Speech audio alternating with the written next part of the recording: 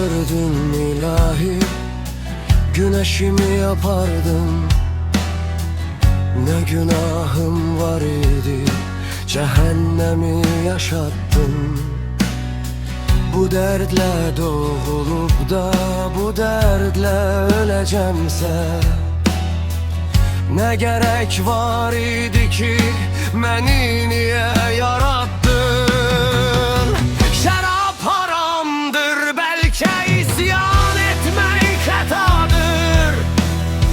Onunla olmak günah, onsuzluk mu savaptır? Her şeyi ki görürsen, bilirsen, işidirsen, gör halımı ilahi, bu ne cür ne cezadır.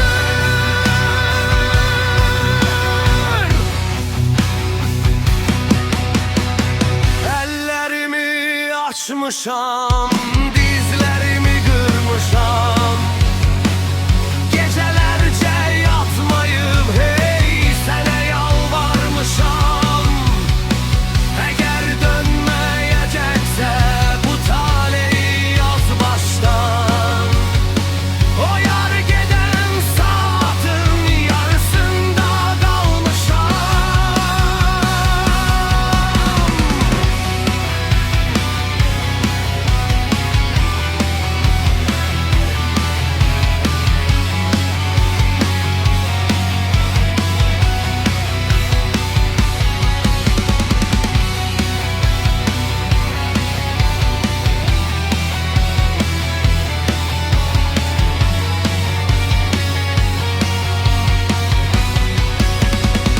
Başka kimim var benim, başka kime derd yanım? Başımın üstünde sen, könlümde de cananım. Yine sevirem desin, şirin dile aldanım. Bilirem bu hayaldı, koy hayala inanım. Kokusuyla ram olum, başı üstte dam olum. İsterem ki ilahi, otağımda şam olum.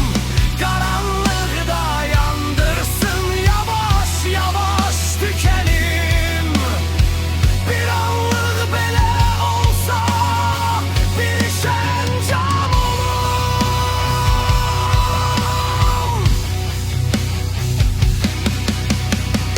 Odur kalbime ilham ol.